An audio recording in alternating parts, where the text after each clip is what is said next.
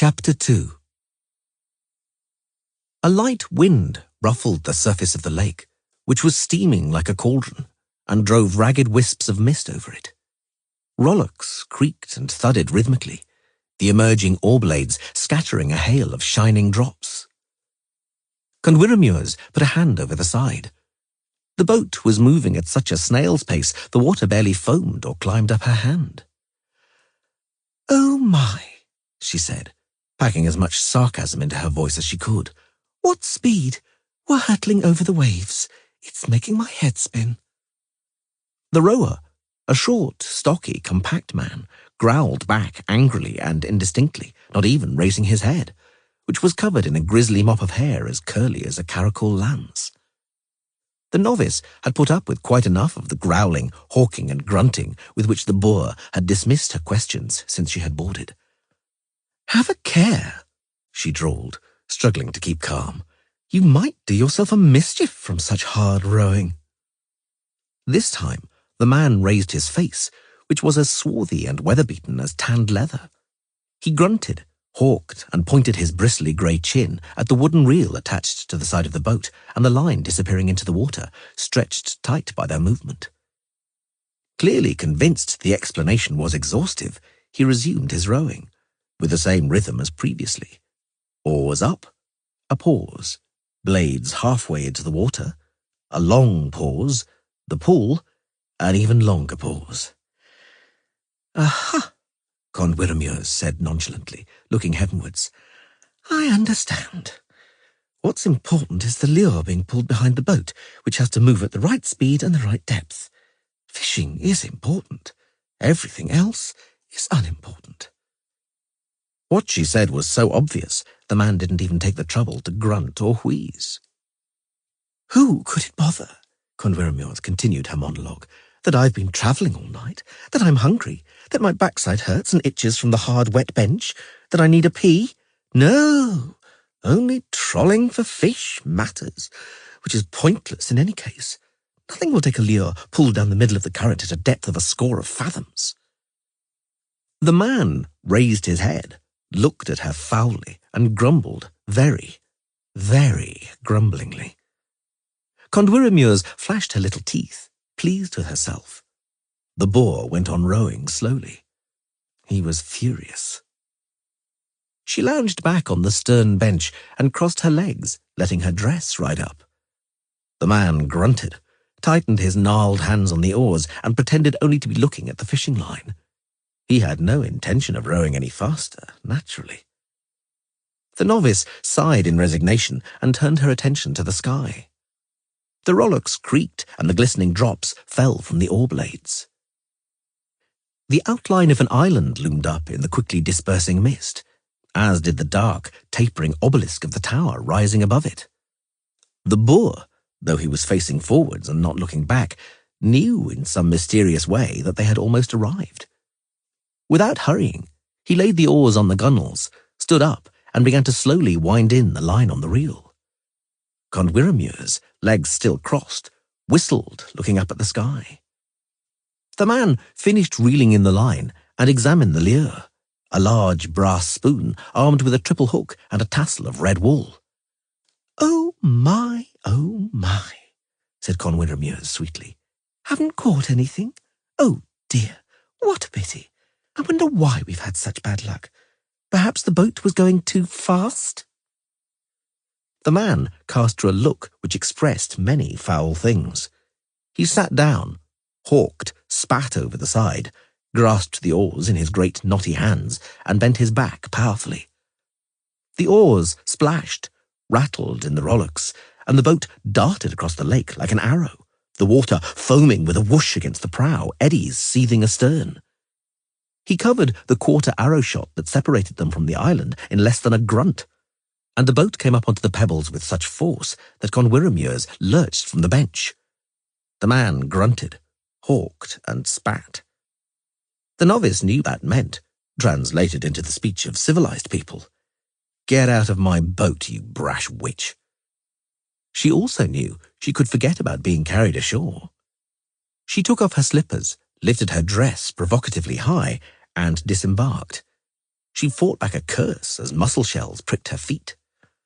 "Thanks," she said through clenched teeth, "for the ride." Neither waiting for the answering grunt nor looking back, she walked barefoot towards the stone steps. All of her discomforts and problems vanished and evaporated without a trace, expunged by her growing excitement. She was there, on the island of Innisvitre, on Loch Blest. She was in an almost legendary place where only a select few had ever been. The morning mist had lifted completely, and the red orb of the sun had begun to show more brightly through the dull sky. Squawking gulls circled around the tower's battlements, and swifts flashed by. At the top of the steps leading from the beach to the terrace, leaning against a statue of a crouching, grinning chimera, was Nimue, the Lady of the Lake. She was dainty and short, measuring not much more than 5 feet. Condwyrmures had heard that when she was young she'd been called Squirt, and now she knew the nickname had been apt. But she was certain no one had dared call the little sorceress that for at least half a century. "I am Condwyrmures Tilly." She introduced herself with a bow, a little embarrassed as she was still holding her slippers. "I'm glad to be visiting your island, Lady of the Lake." "Nimue," the diminutive sorceress corrected her. "Nimue, nothing more. We can skip titles and honorifics, Miss Tilly." "In that case, I'm Condwyrmures. Condwyrmures, nothing more." "Come with me then, Condwyrmures. We shall talk over breakfast. I imagine you're hungry. I don't deny it." There was white curd cheese, chives, eggs, milk, and wholemeal bread for breakfast, served by 2 very young, very quiet serving girls who smelt of starch. Condwyrmures ate, feeling the gaze of the diminutive sorceress on her. "The tower," Nimue said slowly, observing her every movement and almost every morsel she raised to her mouth, "has 6 stories, one of which is below ground. Your room is on the 2nd floor above ground. You will find every convenience needed for living. The ground floor, as you see, is the service area. The servants' quarters are also located here. The subterranean 1st and 3rd floors house the laboratory, library, and gallery. You may enter and have unfettered access to all the floors I've mentioned and the rooms there. You may take advantage of them and of what they contain when you wish and however you wish." "I understand. Thank you. The uppermost 2 stories contain my private chambers and my private study. Those rooms are absolutely private. In order to avoid misunderstandings, I am extremely sensitive about such things. I shall respect that." Nimue turned her head towards the window through which the grunting ferryman could be seen. He had already dealt with Condwyrmures' luggage and was now loading rods, reels, landing nets, scoop nets, and other fishing tackle into his boat. "I'm a little old-fashioned," she continued, "but I've become accustomed to having the exclusive use of certain things, like a toothbrush, let's say, my private chambers, library, and toilet, and the Fisher King. Do not try, please, to avail yourself of the Fisher King." Condwyrmures almost choked on her milk. Nimue's face didn't express anything. "And if," she continued, before the girl regained her speech, "if he tries to avail himself of you, decline him." Condwyrmures finally swallowed and nodded quickly, refraining from any comment whatsoever, though it was on the tip of her tongue to say she didn't care for anglers, particularly boorish ones, with heads of dishevelled hair as white as curds. "Good," Nimue drawled. "That's the introductions over and done with. Time to get down to business. Doesn't it interest you why I chose precisely you from among all the candidates?" If Condwyrmures pondered the answer at all, it was only so as not to appear too cocksure. She quickly concluded, though, that with Nimue, even the slightest false modesty would offend by its insincerity. "I'm the best dream reader in the academy," she replied coolly, matter-of-factly, and without boastfulness. "And in the 3rd year, I was 2nd among the oneiromancers. I could have taken the number 1. Nimue was brutal, frank. Incidentally, They suggested that high flyer somewhat insistently, as it happens, because she was apparently the important daughter of someone important. And where dream reading and oniromancy are concerned, you know yourself, my dear Conwiramures, that it's a pretty fickle gift. Fiascos can befall even the best dream reader. Conwiramures kept to herself the riposte that she could count her fiascos on the fingers of one hand. After all, she was talking to a master. Know your limits, my good sir, as one of her professors at the academy, a polymath, used to say. Nimue praised her silence with a slight nod of her head. I made some inquiries at the academy, she said a moment later. Hence, I know that you do not boost your divination with hallucinogens. I'm pleased about that, for I don't tolerate narcotics. I divine without any drugs, confirmed Conwiramures with some pride. All I need for an iroscopy is a hook. I beg your pardon. You know, a hook. The novice coughed. I mean an object in some way connected to what I'm supposed to dream about. Some kind of thing or picture. A picture? Uh-huh. I divine pretty well from a picture. Oh, smiled Nimue. Oh, since a painting will help, there won't be any problem. If you've satisfactorily broken your fast, O first dream reader and second among oniromancers, I ought to explain to you without delay the other reasons why it was you I chose as my assistant. Cold emanated from the stone walls, alleviated neither by the heavy tapestries nor the darkened wood panelling. The stone floor chilled her feet through the soles of her slippers. Beyond that door, she indicated carelessly, is the laboratory. As has been said before, you may make free use of it. Caution, naturally, is advised. Moderation is particularly recommended during attempts to make brooms carry buckets of water. Conwiramures giggled politely, although the joke was ancient.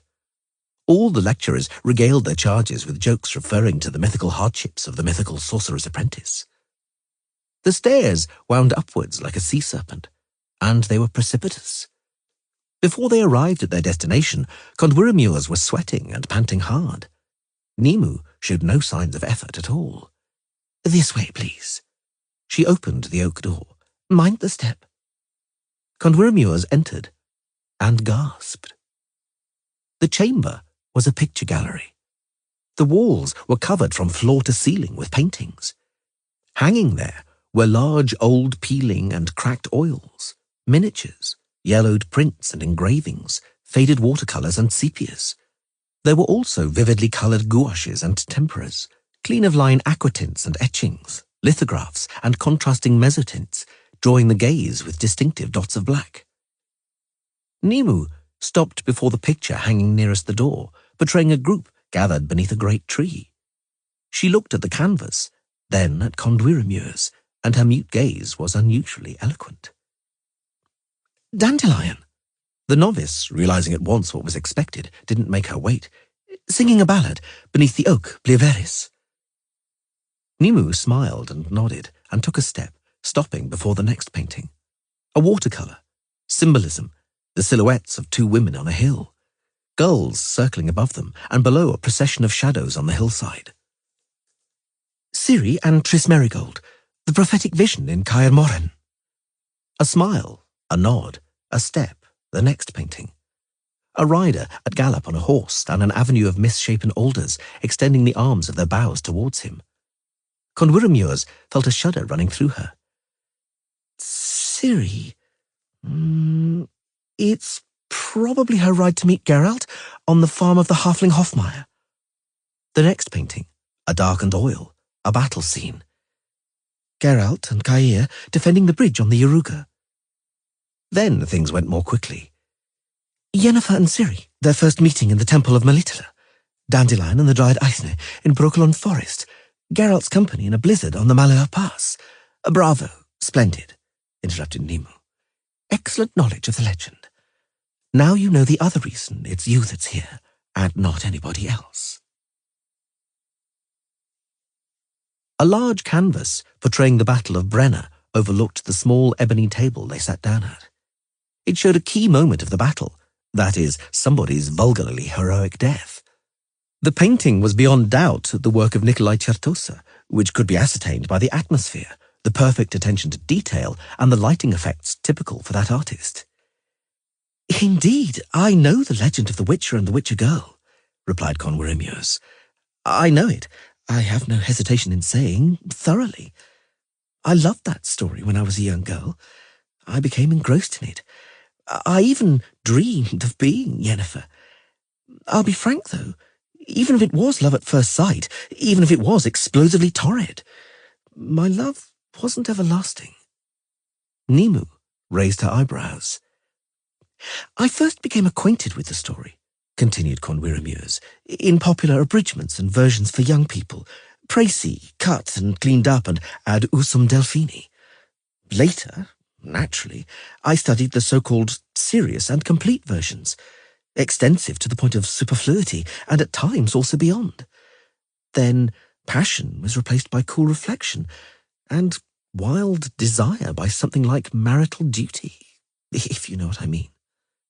Nimu confirmed she did, with a barely perceptible nod. "Summing up, I prefer legends that cleave more strongly to legendary convention, do not mix fables with reality, and don't try to integrate the simple, elegant morality of the story with deeply immoral historical truth. I prefer legends to which encyclopedists, archaeologists, and historians don't add epilogues. I prefer it when a prince climbs to the top of the glass mountain, kisses the sleeping princess, she wakes up, and they both live happily ever after. A legend should end like that and no other way." "Who painted that portrait of Ciri? That full-length one?" "There isn't a single portrait of Ciri." The voice of the little sorceress was so matter-of-fact it was almost cold. "Not here, nor anywhere in the world. Not a single portrait has survived. Not a single miniature painted by anybody who could have seen, known, or even remembered Ciri. That full-length portrait shows Pavetta, Ciri's mother, and it was painted by Rhys Dorrit, court artist to the Cintran monarchs. It is known that Dorrit painted Ciri's portrait at the age of 9, also full-length, but the canvas, called Infanta with a Greyhound, was lost, regrettably. Let us, though, return to the legend and your attitude to it, and to how, in your opinion, a legend ought to end." "It ought to end happily," said Conwirimius with conviction. "Good and righteousness should triumph, evil should be punished exemplarily, and love should unite the lovers until the end of their days, and none of the heroes should bloody die. And the legend of Ciri? How does that end?" "Precisely. How?" Conwirimius was struck dumb for a moment. She hadn't expected a question like that. She sensed a test, an exam, a trap. She said nothing, not wanting to be caught out. How does the legend of Ciri end? But everybody knows that. She looked at a dark-hued watercolour which depicted an amorphous barge gliding over the surface of a mist-shrouded lake, a barge being plied with a long pole by a woman visible only as a black shape. "That's exactly how the legend ends, just like that." Nimu read her thoughts. "It isn't so certain, Conwirimius. By no means is it certain." "I heard the legend," began Nimu, "from the lips of a wandering storyteller. I'm a country child, the 4th daughter of the village wheelwright. The times the storyteller Pogfeast, a wandering beggar, dwelled in our village were the most beautiful moments of my childhood. One could take a break from the daily toil, see those fabulous wonders, see that far-distant world with the eyes of the soul. A beautiful and marvellous world, more distant and marvellous even than the market in the town 9 miles away from us. I was about 6 or 7 then. My oldest sister was 14 and was already twisted from stooping over her labours. A peasant woman's lot. In our village, girls were prepared for that from childhood. To stoop. Endlessly to stoop and bend over our work, over a child, under the weight of a swollen belly forced on you by your man the moment you'd risen from childbed. Those beggars' tales made me begin to wish for something more than a stoop and the daily grind. to dream for something more than the harvest, a husband and children. The first book I bought from the takings of selling brambles gathered in the forest was The Legend of Ciri. The cleaned-up version, as you nicely described it for children, the Précis ad Ursum Delphini. That version was just right for me. I was a poor reader, but already by then I knew what I wanted. I wanted to be like Philippa Eilhart, like Sheila de Tancarville, like Azira va Anahid. They both looked at a gouache depicting a castle chamber, a table and some women sitting around it in subtle chiaroscuro. Legendary women. In the academy where I was admitted, at the second attempt, actually, Nemu continued, I only studied the myth with respect to the Great Lodge during lessons on the history of magic. At first, I simply didn't have time to read for pleasure. I had to focus in order to keep up with the darling daughters of counts and bankers to whom everything came easily, who laughed at lasses from the country. She fell silent and cracked her knuckles. I finally found time for reading, she continued, but then I realized that the vicissitudes of Geralt and Ciri entertained me much less than they had during my childhood. A similar syndrome to yours occurred. What did you call it? Marital duties? It was like that until... She fell silent and rubbed her face. Conwyrmures noticed in amazement that the hand of the Lady of the Lake was trembling. I suppose I was 18 when something happened. Something that made the legend of Ciri live in me again. That made me begin to involve myself with it seriously as a scholar. Made me begin to devote my life to it. The novice remained silent, although curiosity was raging inside her. Don't pretend you don't know, Nemu said tartly. Everyone knows that the Lady of the Lake is possessed by a literally pathological obsession about the legend of Ciri. Everybody gossips about how an initially harmless fad transformed into something like an addiction to narcotics, or simply a mania. There is a good deal of truth to those rumours, my dear Conwyrmures. A good deal. And you, since I chose you as my assistant, will also descend into mania and dependency, for I shall demand it. At least for the time of your apprenticeship. Do you understand? The novice nodded. You think you understand. Nemu regained control of herself and calmed down. But I shall explain it to you, gradually. And when the time comes, I shall explain everything to you. For the time being. She broke off and looked through the window, at the lake, at the black line of the Fisher King's boat clearly standing out from the shimmering golden surface of the water. For the time being, rest. Look at the gallery. You will find in the cupboards and display cases albums and boxes of engravings, all thematically linked to the tale. In the library are all the legends, versions, and adaptations, and also most of the scholarly treatises. Devote some time to them. Have a good look, read, and concentrate. I want you to have some material for your dreams. A hook, as you called it. I will. Madame Nemu? Yes. Those two portraits, hanging beside each other, aren't they of Ciri either?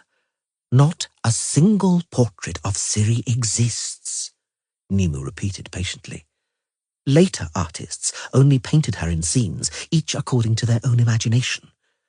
As far as those portraits are concerned, the one on the left is more likely a free variation on the subject, since it depicts the she-elf, Lara Dorin ep Shairdal, a person the artist couldn't have known. For the artist is Lydia van Brandevoort, who's certainly familiar to you from the legend. One of her surviving oils still hangs in the academy. I know. And the other portrait? Nemu looked long at the picture, at the image of a slender girl with fair hair and a sad expression, wearing a white dress with green sleeves. It was painted by Robin and a rider, she said, turning around and looking Condwiramure straight in the eyes. And who it portrays? You tell me, dream reader and nigromancer. Explain it, and tell me about your dream. Master Robin and a rider was the first to see the Emperor approaching and bowed. Stella Congreve, Countess of Liddertal, stood up and curtsied, gesturing to the girl seated on a carved armchair to do the same. Greetings, ladies. Emir va Emrys inclined his head. Greetings to you too, Master Robin. How goes the work? Master Robin coughed in embarrassment and bowed again, nervously wiping his fingers on his smock. Emir knew that the artist suffered from acute agoraphobia and was pathologically shy. But whose concern was that? What mattered was how well he painted. The Emperor, as was customary when he was travelling, was wearing an officer's uniform of the Imperial Guards Brigade, black armour and a cloak with an embroidered silver salamander. He walked over and looked at the portrait. First at the portrait, and only afterwards at the model. A slender girl with fair hair and a wistful gaze. She was wearing a white dress with green sleeves, with a slight décolletage decorated with a peridot necklace. Excellent, he said intentionally into space, so they wouldn't know who he was praising. Excellent, master. Please continue without paying attention to me. A word, if you would, Countess. He walked away towards the window, making her follow him. I ride, he said quietly. State affairs. Thank you for your hospitality. And for her, for the princess. Good work indeed, Stella. Truly deserving of praise, both for you and her. Stella Congreve curtsied low and gracefully. Your Imperial Majesty is too good to us. Don't speak too soon. Oh. She pursed her lips slightly. Has it come to that? It has. What will become of her, Emir? I don't know, he replied. In 10 days I renew the offensive in the north, and it promises to be an exacting, a very exacting war. Vattier de Rideau is monitoring plots and conspiracies aimed at me. Reasons of state may force on me very extreme acts. That child is not to blame for anything. I said reasons of state. Reasons of state have nothing in common with justice. In any case, he waved a hand. I want to talk to her, alone. Come closer, princess. Closer? Closer, look lively. Your emperor commands. The girl curtsied low. Emir looked her up and down, returning in his memory to that momentous audience in Loch Grim. He was full of appreciation, nay, admiration for Stella Congreve, who in the course of the 6 months that had passed since that moment had managed to transform the ugly duckling into a little noblewoman. Leave us, he commanded. Take a break, Master Robin, to clean your brushes, let's say, while I would ask you, Countess, to wait in the antechamber, and you, Princess, follow me onto the terrace. The wet snow which had fallen in the night was melting in the first rays of the morning sun, and the roofs of the towers and pinnacles of Don Rowan Castle was still wet and glistened as though on fire. Emir went over to the balcony's balustrade. The girl, in keeping with protocol, hung back 3 paces. He gestured impatiently for her to come closer. The Emperor said nothing for a long time, resting both hands on the balustrade, staring at the hills and the evergreen yews covering them, clearly distinct from the white limestone of the rocky vaults. The river glinted, a ribbon of molten silver winding through the valley. Spring was in the air. I reside here too seldom, said Emir. The girl said nothing. I come here too seldom, he repeated, turning around. And it's a beautiful place, exuding calm, a beautiful region. Do you agree with me? Yes, Your Imperial Majesty, Spring is near. Am I right? Yes, Your Imperial Majesty. From below in the courtyard came the sound of singing, disturbed by clanking, rattling, and the clattering of horseshoes.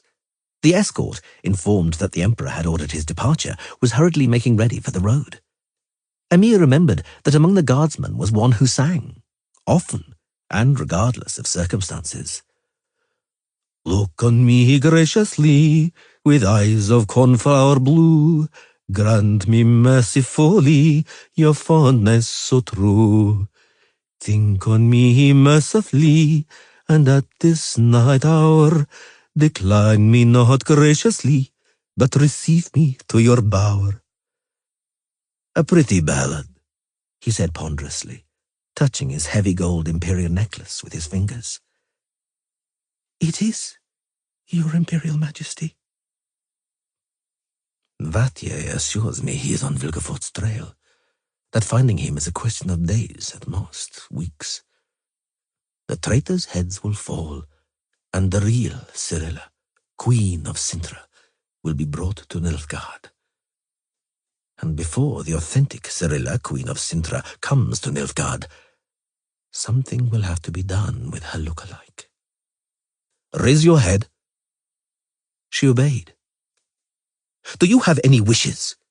He asked suddenly and harshly. Any complaints? Requests? No, Your Imperial Highness, I do not. Indeed.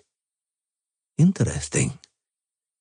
Ah, well, but I can't exactly order you to have any. Raise your head as befits a princess.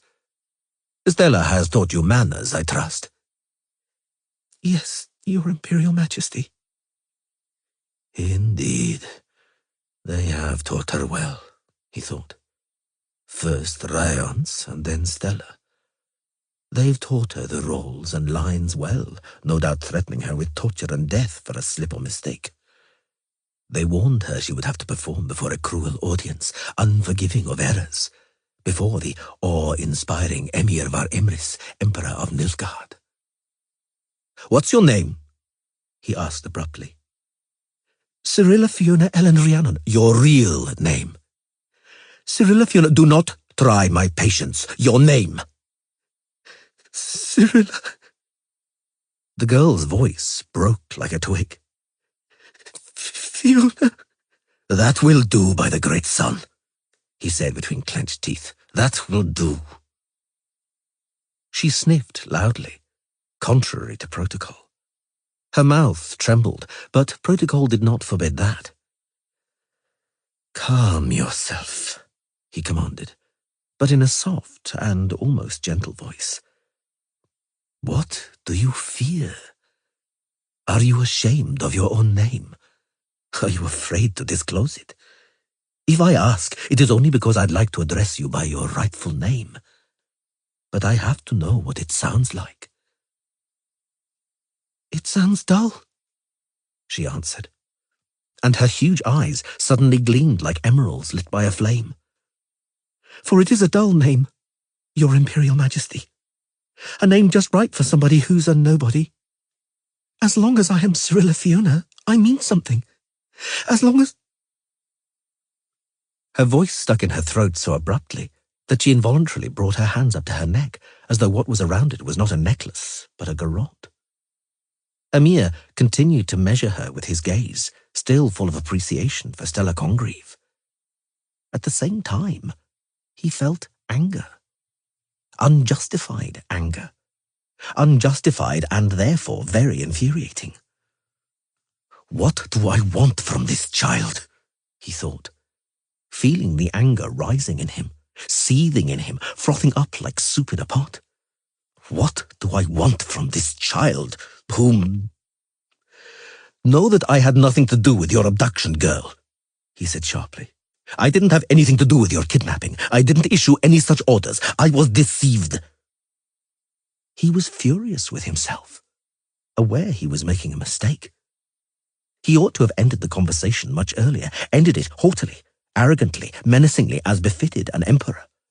He ought to have forgotten about this girl with the green eyes, this girl that did not exist. She was a double, an imitation. She didn't even have a name. She was nobody. The Emperor does not ask for forgiveness, does not demean himself before someone who... "Forgive me," he said. And the words were unfamiliar, clung unpleasantly to his lips. "I committed an error. Yes, it's true. I'm guilty of what happened to you. I was at fault. But I give you my word that you are in no danger. Nothing ill will befall you, no harm, no discredit, no woe. You needn't be afraid." "I'm not." She raised her head and looked him straight in the eyes, contrary to protocol. Emir shuddered, moved by the honesty and trust of her gaze. He immediately stood erect, imperious and repellently supercilious. "Ask me for whatever you wish." She looked at him again, and he involuntarily recalled the innumerable occasions when he had so easily bought himself ease of conscience for the harm or pain he'd caused somebody, secretly and reprehensibly pleased that he was paying so little. "Ask me for whatever you wish," he repeated, and because he was already weary, his voice suddenly gained in humanity. "I'll make your every wish come true." If only she wouldn't look at me, he thought. I can't bear her gaze. Apparently people are afraid to look at me, he thought. So what, then, am I afraid of? Vattier de Rideau can shove his reasons of state. If she asks, I'll have her taken home, where she was snatched from. I'll order her taken there in a golden carriage and 6. All she need do is ask. Ask me for whatever you wish, he repeated. Thank you, Your Imperial Majesty, said the girl, lowering her eyes. Your Imperial Majesty is very noble and generous. If I might make a request... Speak. I'd like to be able to stay here. Here in Don Rowan with Lady Stella. He wasn't surprised. He'd sensed something like that. Tact restrained him from asking questions that would have been humiliating for them both. I gave my word, he said coldly. Let your wish come true. Thank you, Your Imperial Majesty. I gave my word, he repeated, trying hard to avoid her gaze, and I shall keep it. I think, nonetheless, that you've made a bad choice.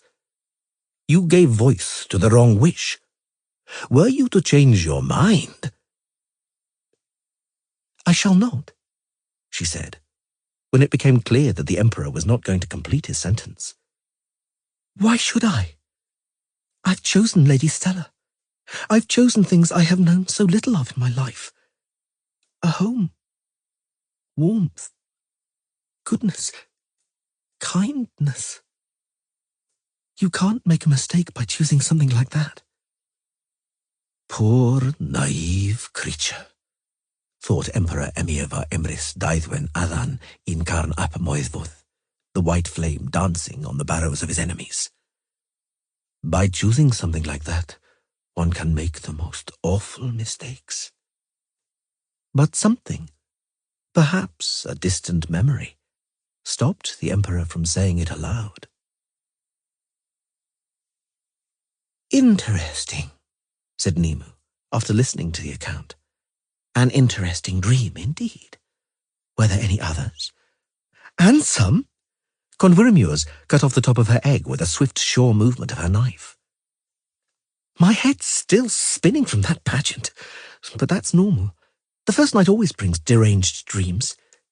You know, Nimue, they say about us dream readers that our talent isn't about being able to dream.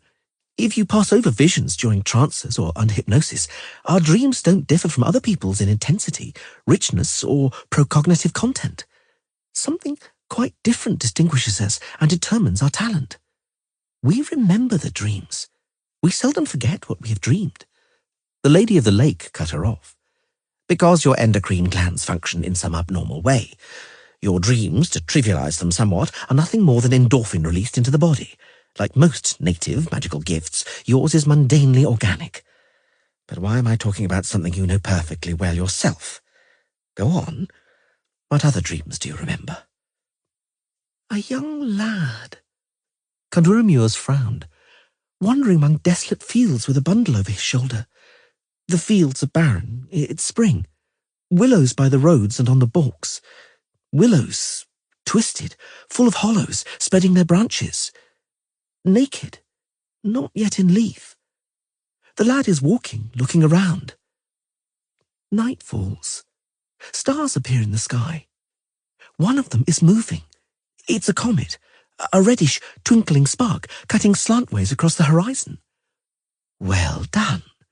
Nimu smiled. Although I have no idea who you were dreaming about, we can at least precisely determine the date of the event. The red comet was visible for 6 days in the spring of the year the Cintran peace was signed. To be more precise, in the first days of March.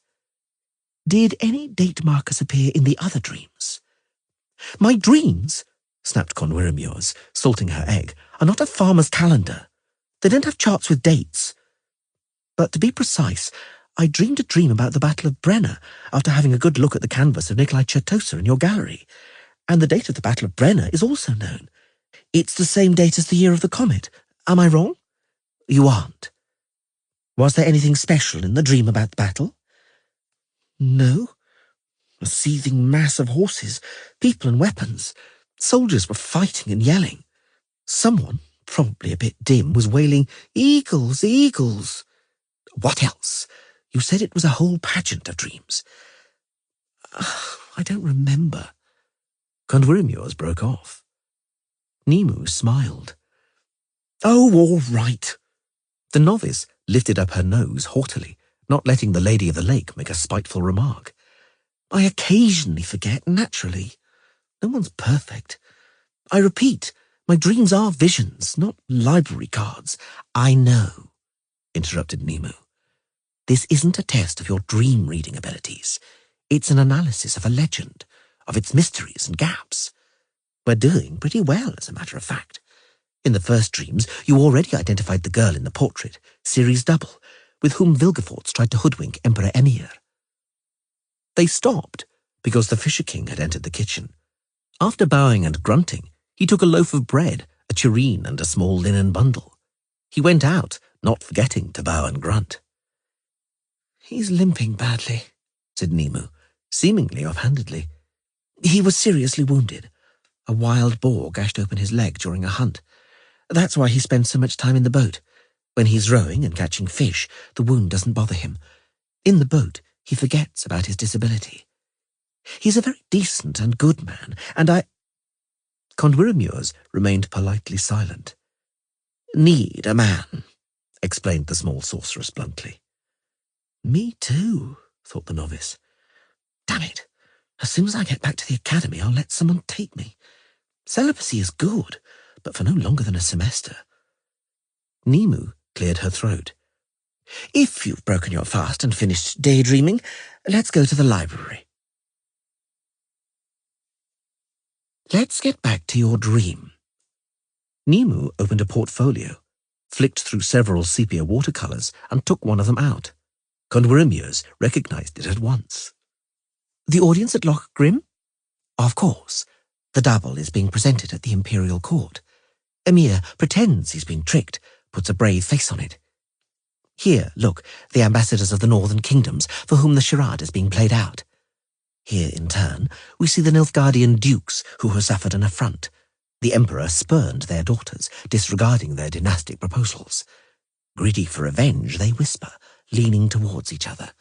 They're hatching a plot and a murder. The double stands with her head bowed, and the artist, to underscore the mystery, has even decorated her with a handkerchief to hide her facial features.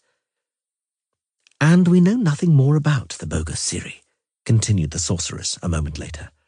None of the legend's versions tell us what became of the double afterwards.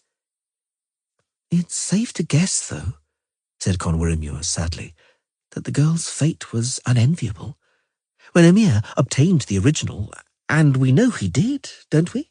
He got rid of the counterfeit. When I dreamed, I didn't sense tragedy. And actually, I ought to have sensed something if...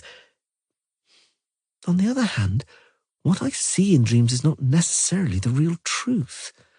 Like anybody, I dream dreams. Desires, longings, and fears. I know. They talked until lunchtime, looking through portfolios and fascicles of prints.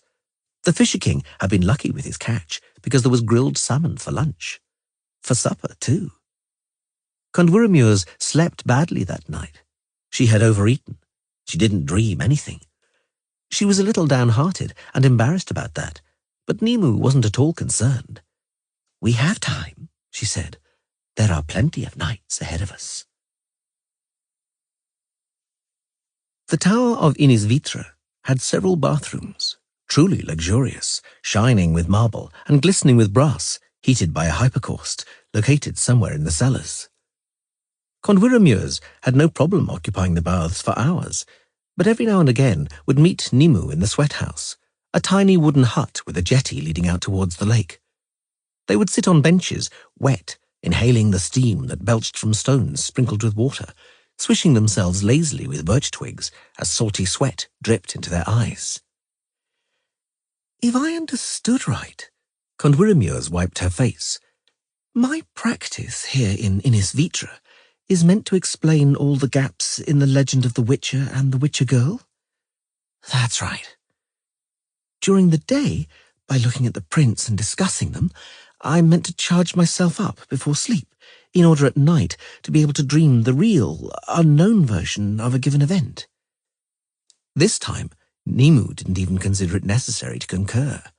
She just beat herself a few times with the whisk, stood up, and splashed water on the hot stones. The steam billowed, and the heat stopped their breath for a moment. Nimue poured the rest of the water on herself from a small wooden pail. Condwiramuurs admired her figure. Although petite, the sorceress was extremely well proportioned. A woman in her 20s would have envied her curves and firm skin. Condwiramuurs, for example, was 24 and was envious.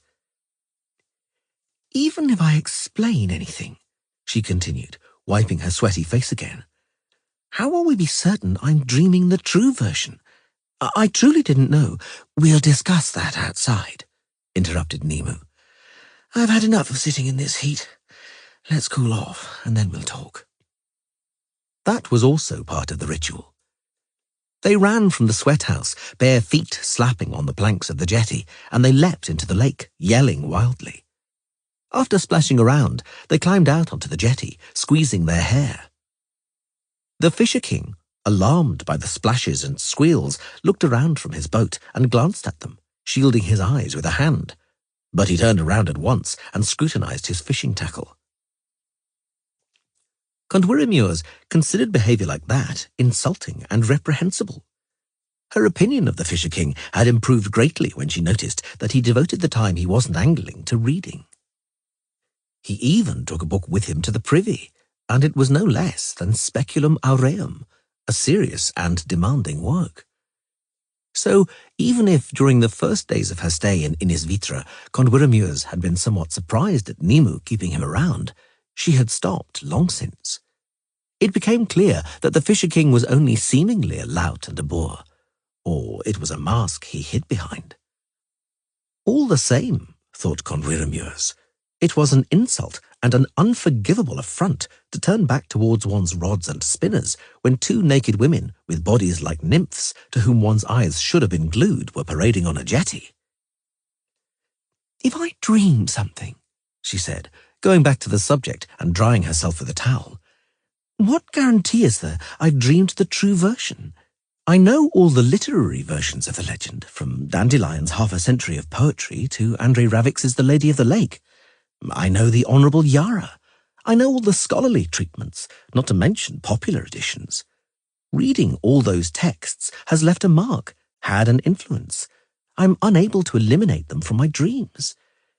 Is there any chance of breaking through the fiction and dreaming the truth? Yes, there is. How great. The same chance the Fisher King has.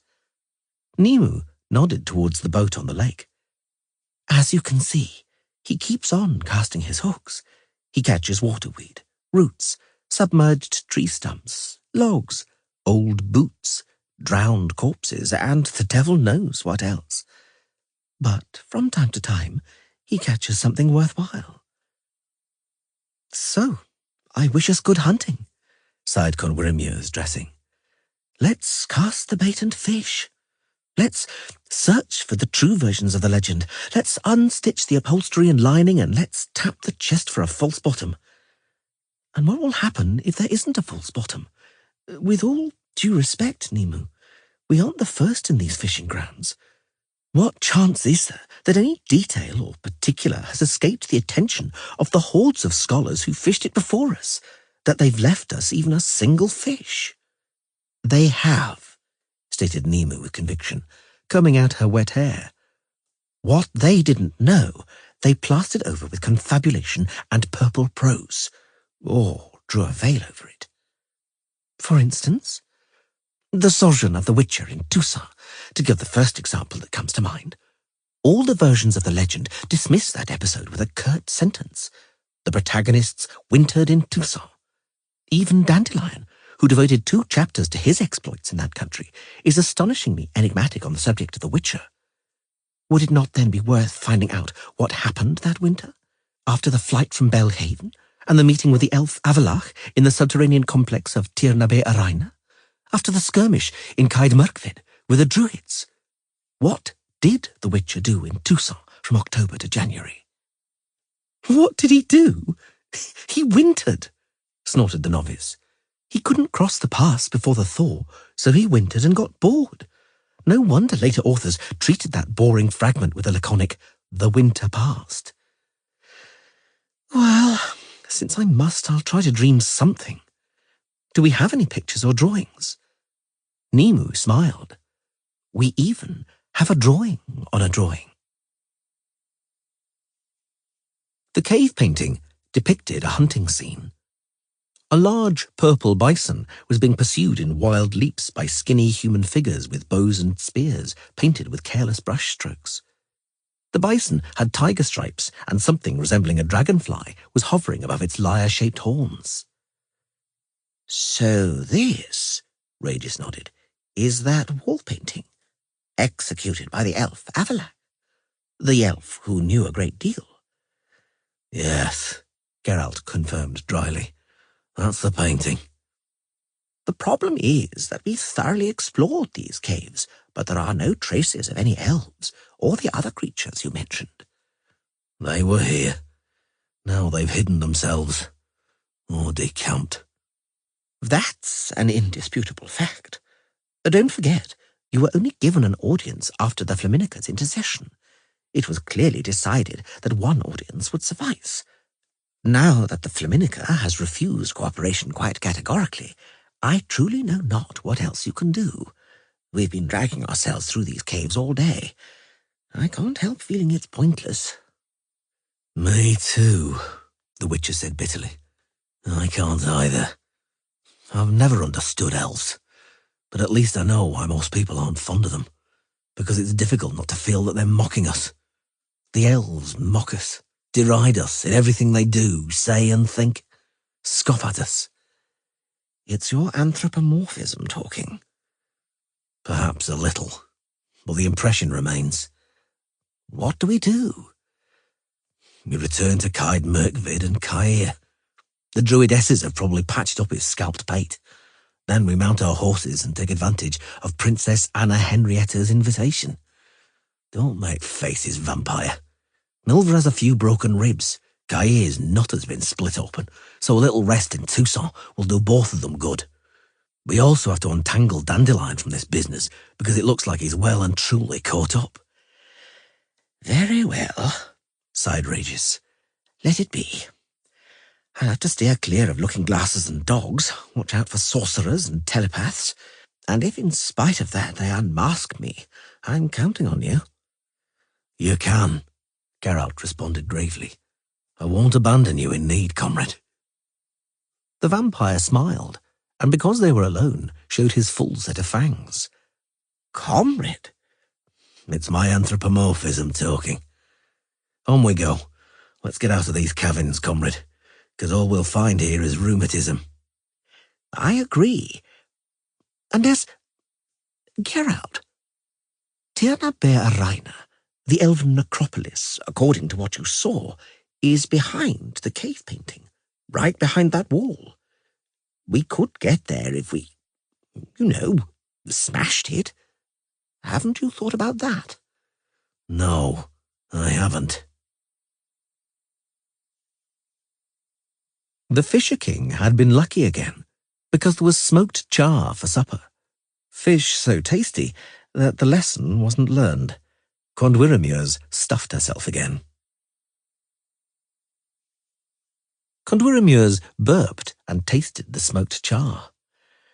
Time for bed, she thought for the second time, catching herself mechanically turning a page in the book without registering the content at all. Time for bed. She yawned and put the book aside. She rearranged the pillows, changing their positions from reading to repose. She magicked the lamp off. The chamber was immediately plunged into darkness, as opaque and viscous as molasses. The heavy velour curtains were tightly drawn. The novice had long known from experience that she dreamed better in the darkness. What to choose, she thought, stretching and wriggling about on the sheets. Let it run its oniric course or try to anchor myself. In spite of widespread assurances, dream readers didn't remember even half of their prophetic dreams, a significant proportion of which remained in the Oniromancer's memory as a model of images, changing colour and shape like a kaleidoscope, a child's toy of mirrors and pieces of glass.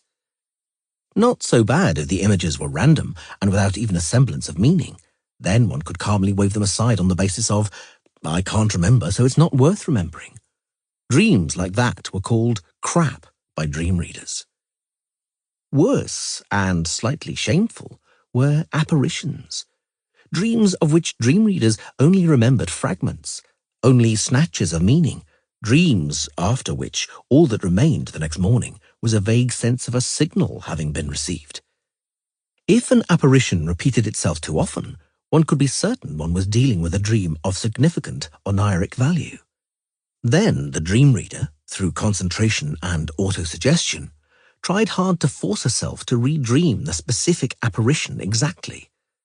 The best results occurred by making oneself redream it immediately on waking, which was called snagging. If the dream couldn't be snagged, all that remained was an attempt at evoking a given dream vision during one of the next periods of sleep, by concentrating and meditating before falling asleep. That method of programming dreams was called anchoring. After 12 nights spent on the island, Condwyrmures already had 3 lists, 3 sets of dreams. There was a list of successes worth boasting about, a list of apparitions which the dream reader had successfully snagged or anchored.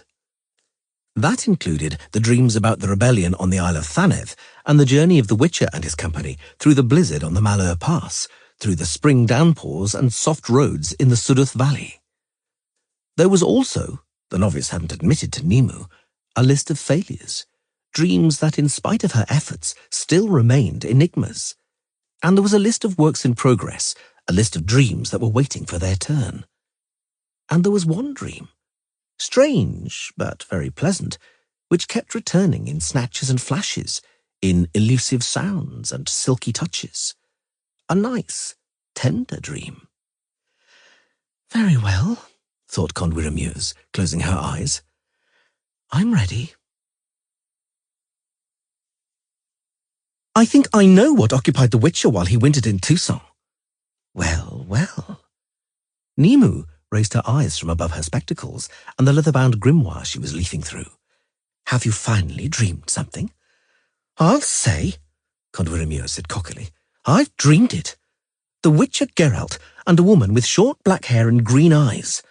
I don't know who it could have been. Perhaps that Duchess Dandelion writes about in his memoirs. You must have been reading inattentively. The sorceress cooled her novice's enthusiasm somewhat. Dandelion describes Duchess Anarietta precisely, and other sources confirm that she had, and I quote, hair of chestnut tones blazing like gold itself. And so it isn't her, the novice agreed. My woman had black hair, like coal itself, and the dream was... interesting. I'm all ears. They conversed, but it wasn't an ordinary conversation. Was there something extraordinary about it? For most of it, she had her legs slung over his shoulders. Tell me, Geralt, do you believe in love at first sight? Do you? I do. Now I know what brought us together, the attraction of opposites. Don't be cynical. Why not? Cynicism is meant to be proof of intelligence. Not true. Cynicism, in spite of all its pseudo-intelligent aura, is repulsively insincere. I can't stand insincerity of any kind. Since we're on the subject, tell me, Witcher, what do you love most about me? This. You're descending from cynicism into triviality and banality. Try again. The thing I love most about you is your mind, your intelligence and your spiritual profundities, your independence and freedom, I don't understand where all this sarcasm in you comes from. It wasn't sarcasm. It was a joke. I can't bear jokes like that, especially not at the wrong time. Everything, my dear, has its time, and a time is set for all matters under the sun. There is a time for silence, and a time for speech, a time for weeping tears, and a time for laughter, a time for sowing, and a time for reaping, a time for jokes, and a time for gravity, a time for carnal caresses, and a time for refraining from them. Hey, don't take it so literally. Accept, rather, that there's a time for compliments. Love-making without compliments smacks of physiology, and physiology is shallow. Pay me compliments. No one from the Eruga to the Buena has such a gorgeous behind as you. Blast it! Now for a change you compared me to some barbaric little northern rivers. Passing over the various metaphors, couldn't you have said from the Alba to the Velde, or from the Alba to Sans-Retour? I've never seen the Alba. I try hard to avoid judgments when they aren't backed up by hard experience. Oh, truly? Then I think you've seen and experienced enough bums, for that's what we're talking about, to be able to judge. Well, white hair?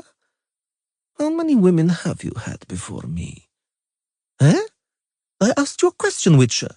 No, let go. Hands off. You want to wriggle out of it like that. How many women have you had before me? None. You're my first. At last. Nimu stared for a long time at a painting depicting 10 women sitting at a round table in subtle chiaroscuro. Pity, she finally said, that we don't know what they really looked like. The great sorceresses, snorted Count Wiramures. There are dozens of portraits of them, in Aretusa alone. I said really, interrupted Nimu. I didn't mean flattering likenesses painted on the basis of other flattering likenesses. Don't forget, there was a time when the reputations of sorceresses were maligned, as were the sorceresses themselves. And later there was the time of propaganda, when the great sorceresses must have aroused respect, admiration, and reverential fear by their very appearance. The meetings of the lodge, the conspiracies, and the convents all date from that time. Canvases and engravings showing a table, and around it 10 magnificent, enchantingly beautiful women. And there aren't any real, authentic portraits, apart from 2 exceptions. The portrait of Margarita Lozantila that hangs in Aretusa on the Isle of Thaneth, and which miraculously survived the fire, is authentic. And the portrait of Sheila de Tankerville in Ensenada, Lanexeter, is authentic. And the portrait of Francesca Finderbear, painted by Elves, hanging in the Vengerberg Gallery? Asked Count Wiramures. A forgery. When the door was opened and the Elves departed, they took away with them or destroyed every work of art, leaving not a single painting. We don't know if the Daisy of the Valleys was really as comely as the tales have it. We have no idea at all what Ida Imaen looked like. And since in Nilfgaard images of sorceresses were destroyed very diligently and thoroughly, we don't have any idea about the true appearances of Azira var Anahid or Fringilla Vigo. Let's suppose and agree that they all looked exactly as they were later portrayed, sighed Conwyrmures. Dignified, imperious, good and wise, foresighted and noble. And beautiful, captivatingly beautiful. Let's suppose that. Then it's somehow easier to live. The daily activities on Innis Vitra took on the character of a somewhat tiresome routine. The analysis of Conwyrmures' dreams beginning at breakfast usually dragged on all the way to midday. The novice spent the time between noon and their next meal taking walks, which also quickly became habitual and quite boring. No wonder. In the course of an hour, one could go around the island twice, feasting one's eyes all the while on such engrossing things as granite, a dwarf pine, pebbles, freshwater mussels, water and gulls. After lunch and a long siesta followed discussions, the inspection of tomes, scrolls and manuscripts, the study of pictures, prints and maps, and long debates about the mutual interrelationships between legend and truth extending into the night. And then the nights and dreams. Various dreams. Celibacy made itself felt. At times, instead of the mysteries of the Witcher legend, Conwyrmures dreamed of the Fisher King in all sorts of situations, from extremely non-erotic to extremely erotic. In an extremely non-erotic dream, the Fisher King was dragging her behind his boat on a rope. He was rowing slowly and languidly, so she was sinking, drowning, spluttering, and on top of that, a terrible fear was tormenting her. She felt that something had pushed off the lake bottom and was swimming up towards her. Something awful, something that wanted to swallow the bait, her being pulled behind the boat. That something was on the point of seizing her when the Fisher King leaned more heavily on the oars, pulling her out of range of the invisible predator's jaws. As she was dragged along, she choked on water, and at that moment she awoke. In an unambiguously erotic dream, she was kneeling on the bottom of the rocking boat, hanging over the side, and the Fisher King was holding her by the shoulders and fucking her exuberantly, grunting, hawking, and spitting as he did so. Apart from the physical pleasure, Conwyrmures felt gut-wrenching terror. What would happen if Nimue caught them at it? She suddenly saw the face of the little sorceress rocking in the lake, and she awoke, soaked in sweat. Then she got up and opened the window, luxuriated in the night air, the light of the moon and the mist rolling off the lake, and dreamed on. The tower of Innis Vitra had a terrace supported on columns, suspended over the lake. At the beginning, Conwyrmures did not pay any attention to the matter, but finally began to wonder. The terrace was strange because it was totally inaccessible. It was impossible to get onto the terrace from any of the rooms she knew. Aware that the abodes of sorceresses were sure to have such secret anomalies, Conwyrmures did not ask any questions. Even when, as she took a walk along the lake shore, she saw Nimue watching her from the terrace. It was inaccessible, it turned out, only to the unauthorized and the profane. Piqued that she was thought of as profane, she dug her heels in and pretended that nothing was the matter. But it wasn't long before the secret of the terrace was revealed. It was after she had been visited by a series of dreams triggered by the watercolors of Vilma Vesely. Clearly fascinated by that fragment of the legend, the artist devoted all her works to Ciri in the Tower of the Swallow. "I'm having strange dreams after those paintings," the novice complained the next morning. "I'm dreaming of paintings. Always the same paintings. Not situations, not scenes, but paintings. Ciri on the tower's battlements. An unmoving picture. And nothing else. No sensations apart from visual ones." Nimue knew, of course, that a dream reader as able as Conwyrmures dreamed with all her senses.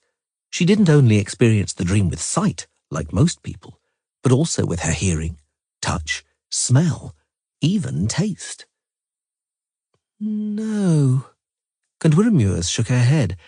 Only, yes, yes, a thought, a stubborn thought, that by this lake, in this tower, I'm not the mistress at all, but a captive. Follow me. Just as Condwyrmures had guessed, the way to the terrace was only possible through the sorceress's private chambers, which were utterly clean, pedantically tidy, smelling of sandalwood, myrrh, lavender, and naphthalene. They had to use a tiny door and a winding staircase leading downwards. This chamber, unlike the others, didn't have wood panelling or tapestries. It was simply painted white and was thus very bright. It was all the brighter since there was a huge triptych window, or rather a glass door, leading straight onto the terrace perched above the lake. The only pieces of furniture in the chamber were 2 armchairs, an immense looking-glass in an oval mahogany frame, and a kind of rack with a horizontal bar and a tapestry draped over it. The tapestry measured about 5 foot by 7, and its tassels rested on the floor. It showed a rocky cliff over a tarn, and a castle carved into the cliff, which seemed to be part of the rock wall. A castle Condwyrmures knew well from numerous illustrations. Vilgefortz's citadel, Yennefer's place of imprisonment, the place where the legend ended. That is so. Nimue nodded, apparently indifferently. The legend ended there, at least in its known versions. It's those versions we know, so we think we know the ending. Ciri fled from the Tower of the Swallow, where, as you dreamed it, she had been a prisoner. When she realized what they wanted to do to her, she escaped. The legend gives many versions of her flight. The one I like most, cut in Condwyrmures, is the one where she threw objects behind her. A comb, an apple, and a neckerchief. But Condwyrmures, I beg your pardon. As I said, there are myriad versions of the escape. But it's still none too clear how Ciri reached Vilgefortz's castle straight from the Tower of the Swallow. You couldn't dream the Tower of the Swallow, could you? Try dreaming the castle. Examine that tapestry carefully. Are you listening to me? That looking-glass. It's magical, isn't it? No, I squeeze my pimples in front of it. I beg your pardon? It's Hartmann's looking-glass, explained Nimue, seeing the novice's wrinkled nose and sullen expression. Look into it if you wish, but please be cautious. Is it true, asked Condwyrmures, in a voice trembling with excitement, that from Hartmann's looking-glass you can pass into other worlds? Indeed, but not at once, not without preparation, meditation, concentration, and a whole host of other things. When I recommended caution, I was thinking about something else. What? It works both ways. Something may also emerge from Hartmann's looking-glass. Know what, Nimue? When I look at that tapestry, have there been dreams? Yes, but strange ones. From a bird's eye view. I was a bird. I saw the castle from the outside. I couldn't go inside. Something barred my way. Look at the tapestry, commanded Nimue. Look at the citadel. Look at it carefully. Focus your attention on every detail. Concentrate hard. Etch that image deeply into your memory. I want you to get there in your dream, to go inside. It's important for you to go inside. A truly devilish gale must have been raging outside beyond the castle walls. The fire was roaring in the grate, quickly consuming the logs. Yennefer was delighting in the warmth. Her current prison was, admittedly, much, much warmer than the dank dungeon where she had spent the last 2 months. But despite her delight, her teeth still chattered. She had completely lost track of time, and no one had hurried to inform her about the date. But she was certain it was December, or perhaps even January. Eat, Yennefer, said Vilgefortz. Don't be shy. Tuck in. The sorceress had no intention of being shy. If, though, she was coping quite slowly and awkwardly with the chicken, it was only because her barely healed fingers were still clumsy and stiff. It was hard work to hold a knife and fork in them, and she didn't want to eat with her fingers. She wanted to show Vilgefortz and the other diners, the sorcerer's guests, that she was stronger than they believed. She didn't know any of them. "I'm truly sorry to have to inform you," said Vilgefortz, caressing the stem of his wineglass, "that Ciri, your ward, has departed this life. You only have yourself to blame, Yennefer. You and your senseless obstinacy." One of the guests, a short, dark-haired man, sneezed loudly and blew his nose on a cambric handkerchief. His nose was red and swollen, and clearly completely blocked up. "Bless you," said Yennefer, not at all bothered by Vilgefortz's portentous words. "Where did you catch such an awful chill, good sir? Did you stand in a draught after bathing?" Another guest, old, huge, thin, with hideously pale eyes, suddenly cackled. The one with the cold, although his face contorted in anger, thanked the sorceress with a bow and a brief guttural sentence, not brief enough for her not to detect a Nilfgaardian accent. Vilgefortz turned his face towards her. He was no longer wearing on his head the golden scaffolding or the crystal lens in his eye socket, but he looked even more horrible than when, during the summer, she had first seen his mutilated face. His regenerated left eyeball was now functioning, but was much smaller than his right. The sight took her breath away. "You, Yennefer," he drawled, "no doubt think I'm lying, think I'm trying to ensnare you, trick you. To what end would I do that? I was as distressed as you at the news of Ciri's death. What am I saying? Even more than you. After all, I had pinned very specific hopes on the maid, had made plans which were to have determined my future. Now the girl is dead, and my plans are ruined." "Good." Yennefer, trying hard to hold the knife in her stiff fingers, was slicing a pork cutlet stuffed with plums. "You, though," continued the wizard, paying no attention to her remark, "are merely connected to Ciri by sentimental attachment, which consists in equal measure of regret caused by your own barrenness and a sense of guilt. Yes, Yennefer, guilt. For after all, you participated in the crossbreeding, in the animal husbandry that resulted in little Ciri's birth, and then transferred your affection onto the fruit of a genetic experiment, an unsuccessful one which failed anyway, because the experimenters lacked in knowledge." Yennefer raised her glass to him in silence, praying it wouldn't fall from her fingers.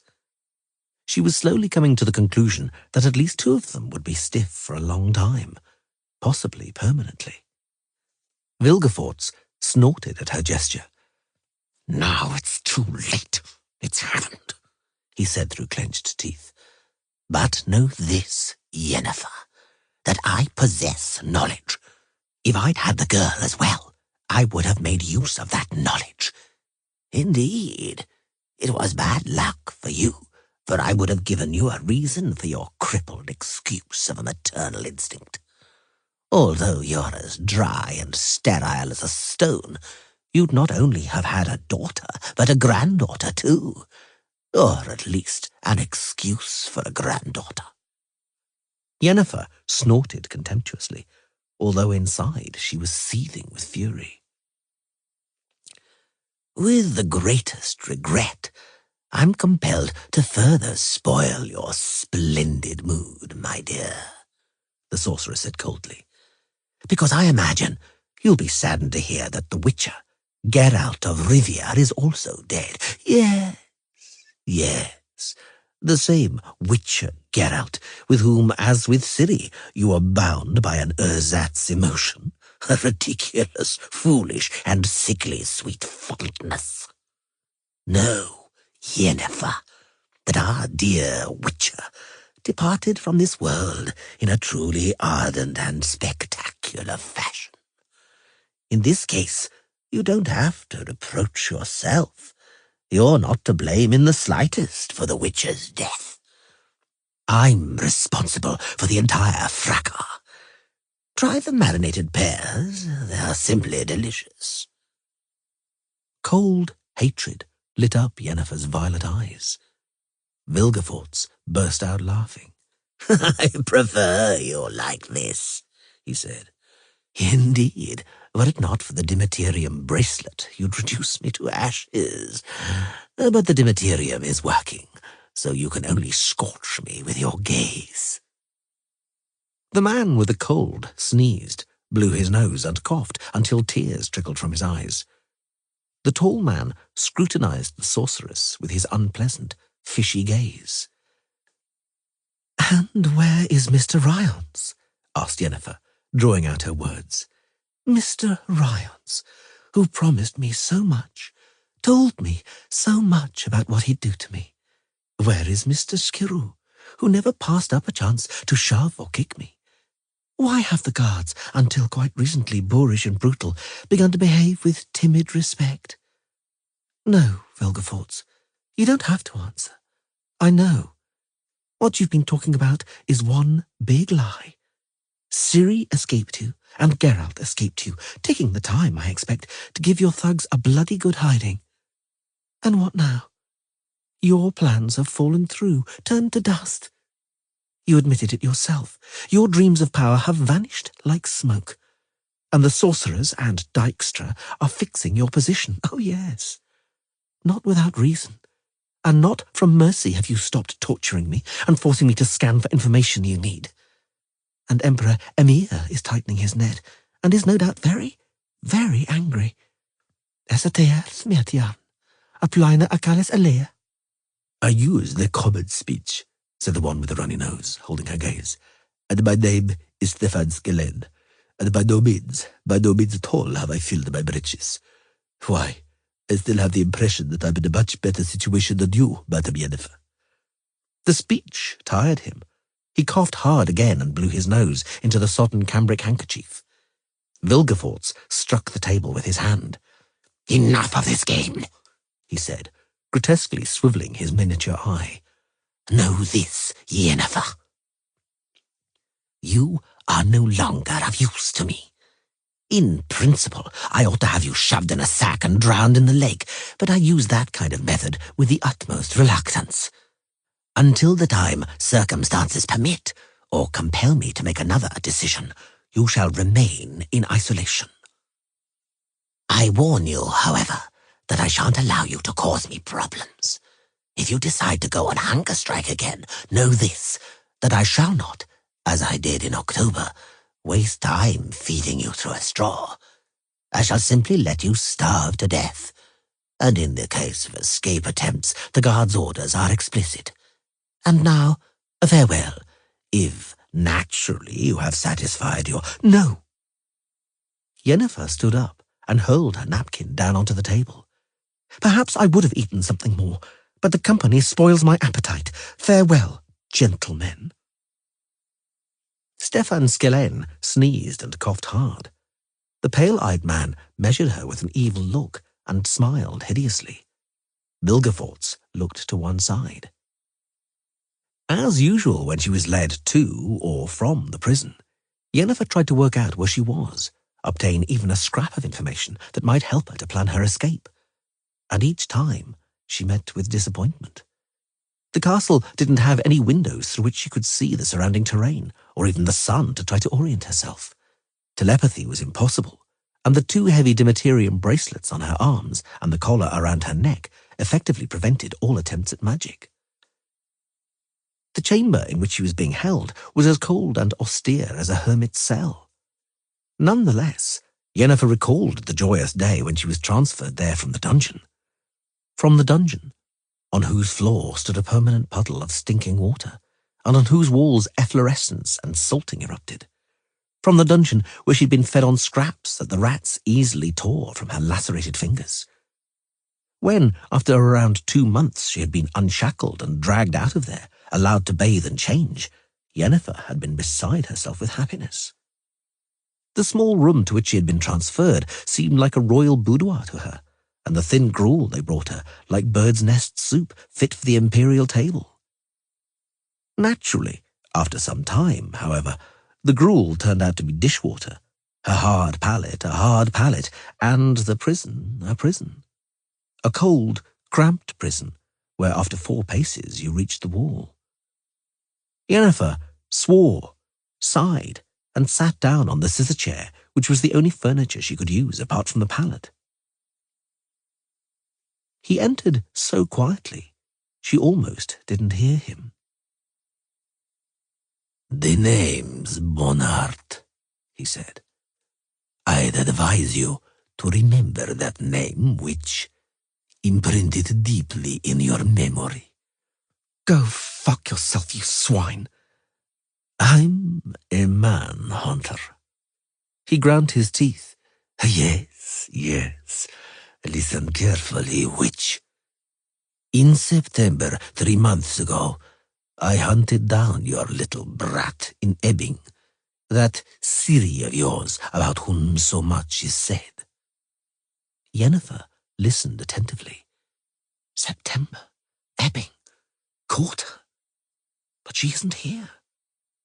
Perhaps he's lying. An ashen-haired witcher girl, schooled at Kaer Morhen. I ordered her to fight in the arena, to kill people to the screams of the public. Slowly, slowly, I transformed her into a beast. I prepared her for that role with whip, fist, and boot heel. The training process was lengthy, but she escaped from me, the green-eyed viper. Yennefer gasped imperceptibly. She escaped into the beyond. But we shall meet again. I'm certain that we shall meet again one day. Yes, witch. And if I regret anything, it's only that they roasted your witcher lover Geralt in the fire. I'd have loved to let him taste my blade, the accursed freak. Yennefer snorted. Well, listen, Bonhart, or whatever your name is. Don't make me laugh. You're no match for the Witcher. You can't compare yourself to him in any way. You are, as you admitted, a dog catcher, but only good for little curs, for very little curs. Look here then, witch. He tore open his jerkin and shirt and took out 3 silver medallions tangling at their chains. One was shaped like a cat's head, the next an eagle or a griffin. She couldn't see the third one well, but it was probably a wolf. Country fairs, she snorted again, feigning indifference, are full of stuff like that. They aren't from a fair. You don't say. Once upon a time, Bonhart hissed, decent people feared witches more than monsters. Monsters, after all, hated forests and the undergrowth, while witches had the audacity to hang around temples, chanceries, schools, and playgrounds. Decent people rightly considered that a scandal. So they looked for somebody to bring the impudent witches to order. And they found someone. Not easily, not quickly, not nearby. But they did. As you can see, I've bagged 3. No more freaks have appeared in the area or annoyed decent citizens by their presence. And were one to appear, I'd do away with him just like I did with the previous ones. In your dreams. Yennefer's face became contorted. With a crossbow from hiding? Or perhaps with a draught of poison? Bonhart put the medallions back under his shirt and took 2 paces towards her. You vex me, witch. That was my intention. Oh, yes. I'll soon show you, bitch, that I can compete with your witcher lover in any way. Why, that I'm even better than him. The guards standing outside the door started at the thudding, banging, crashing, howling, and wailing. and if the guards had ever happened to hear before the yelling of a panther caught in a trap, they would have sworn there was a panther in the cell. Then a dreadful roar reached their ears. It was the exact sound of a wounded lion. Although the guards actually hadn't ever heard that either, only seen one on coats of arms. They looked at each other. They nodded to each other. Then they rushed inside. Yennefer was sitting in the corner of the chamber among the remains of her pallet. Her hair was dishevelled, her dress and blouse were torn from top to bottom, and her small breasts were rising in the rhythm of heavy breathing. Blood dripped from her nose, her face was quickly swelling, and welts from fingernails were also growing on her right arm. Bonhart was sitting on the other side of the chamber amongst pieces of a stool, holding his crotch in both hands. Blood was dripping from his nose too, staining his grey whiskers a deep carmine. His face was crisscrossed with bloody scratch marks. Yennefer's barely healed fingers were a poor weapon, but the padlocks on the Demeterian bracelets had splendidly sharp edges. Both tines of the fork that Yennefer had swiped from the table during supper were rammed deep and evenly into the bone of Bonhart's swelling cheek. "Only little curs, you dog-catcher," gasped the sorceress, trying to cover up her breasts with the remains of her dress. "And stay away from bitches. You're too weak for them, pipsqueak." She couldn't forgive herself for not striking where she had aimed, his eye. But why? The target was moving. Besides, nobody's perfect. Bonhart roared, stood up, pulled out the fork, howled and staggered from the pain. He swore hideously. Meanwhile, 2 more guards looked inside the cell. "Hey, you!" roared Bonhart, wiping blood from his face. "In here! Drag that harlot into the middle of the floor, spread eagle her and hold her down." The guards looked at each other, then at the floor, and then at the ceiling. "You'd better be going, sir," said one. "There won't be any spread eagling or holding here. It's not among our duties." "And apart on that," muttered the other, "we don't mean to end up like Ryont's or Skiru." Condwyrmures put aside the painted board which depicted a prison cell, and in the cell a woman sitting with head bowed, manacled to the stone wall. "They imprisoned her," she murmured, "and the Witcher was taking his pleasure in Tucson with some brunette." "Do you condemn him?" Nemo asked severely, "Knowing practically nothing?" "No, I don't condemn him, but there are no buts. Be quiet, please." They sat in silence for some time, leafing through engravings and watercolours. "All the versions of the legend," Condwyrmures pointed to one of the engravings, "give Rhys Run Castle as the place of the ending, the finale, the conclusive battle between good and evil, Armageddon. All of the versions, aside from one." "Aside from one," nodded Nemu. "Aside from an anonymous, not very popular version, known as the Black Book of Elender. The Black Book states that the ending of the legend played out in Stygia Citadel." "Indeed. "And the Book of Elender presents matters that describe the legend in a way that differs significantly from the canon." "I wonder," Condwyrmures raised her head, "which of those castles is portrayed in the illustrations? Which one is shown on your tapestry? Which likeness is true?"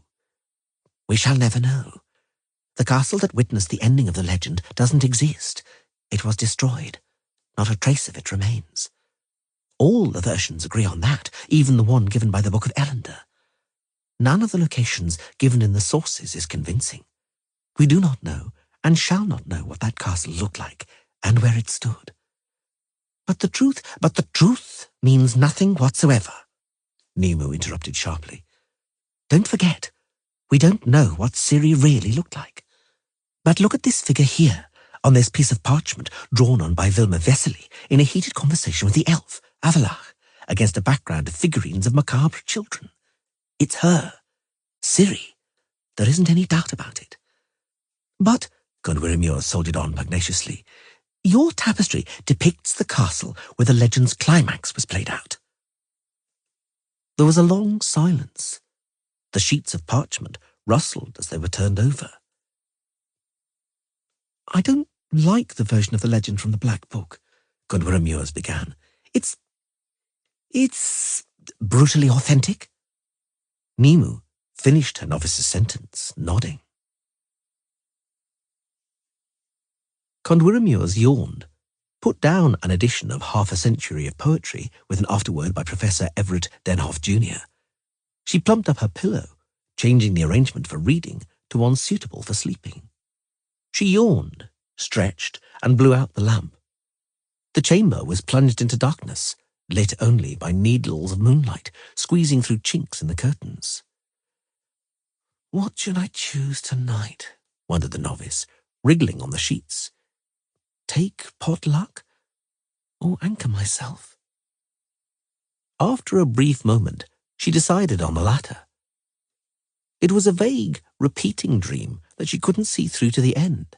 It evaporated, vanished among other dreams like a thread of the weft vanishes and gets lost among the pattern of a coloured fabric. A dream that vanished from her memory, but which, in spite of that, stubbornly remained in it. She fell asleep immediately, the dream engulfing her at once, as soon as she closed her eyes. A night sky, cloudless, bright from the moon and the stars. Hills, and on their slopes, vineyards dusted with snow.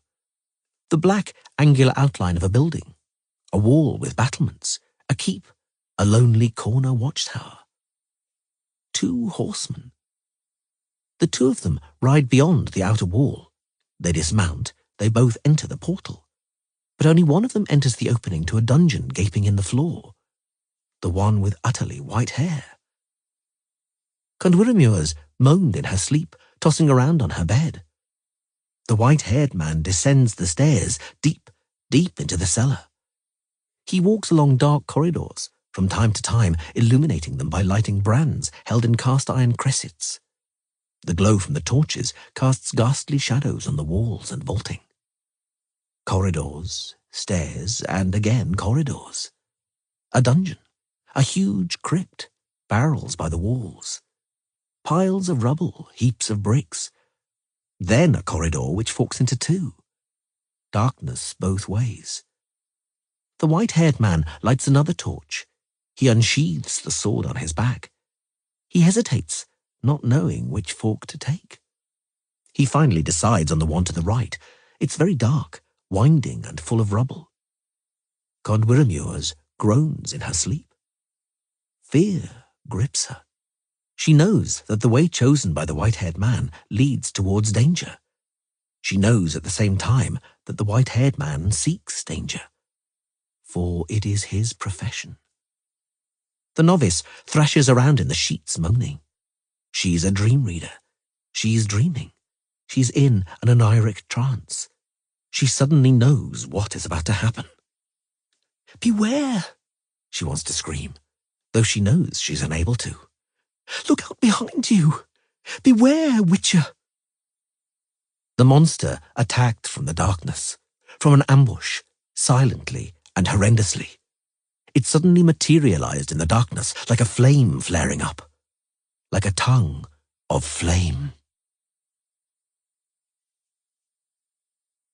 No matter how much he hurried, urged, fumed and stormed, the Witcher remained in Toussaint almost the whole winter. What were the reasons? I shall not write about them.